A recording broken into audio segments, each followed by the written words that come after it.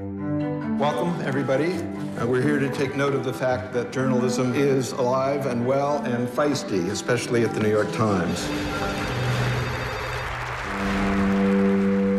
Hey, did you send it? He's lying. There's two A1 meetings. 10:30 where we discuss the stories of the day, what we're going to offer. It's kind of a competition. You go in there and we fight to get on A1. We are the New York Times, and we are dictating terms. At the tender age of 31, I still had a year left to being the violent, drug-snorting thug before I found my way to this guy, the one with a family and a job at the New York Times. All right, well, here's the lead.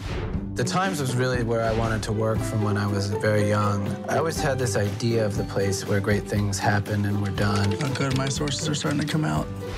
I don't know why anybody who's a reporter isn't on Twitter. You see him at his desk, and he just embodies everything about new media. I still can't get over the feeling that Brian Stelter was a robot assembled to destroy me.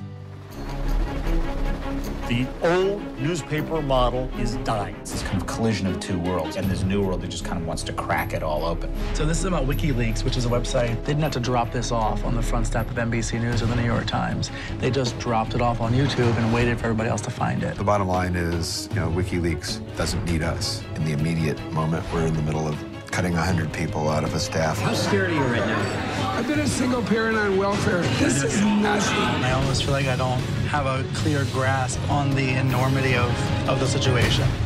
Could the New York Times, go out of business? If you think of the history of these institutions, Watergate, Abu Ghraib, I think we're at a dangerous moment in American journalism. Some stories are beyond the database. Sometimes people have to walk past the conventional wisdom. They asked if anybody who wanted to volunteer for Baghdad, so I'm going to Iraq. News is not dying. The Times still, I think to a remarkable degree, does set the agenda.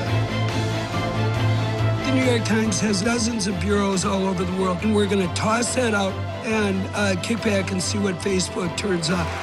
I don't think so.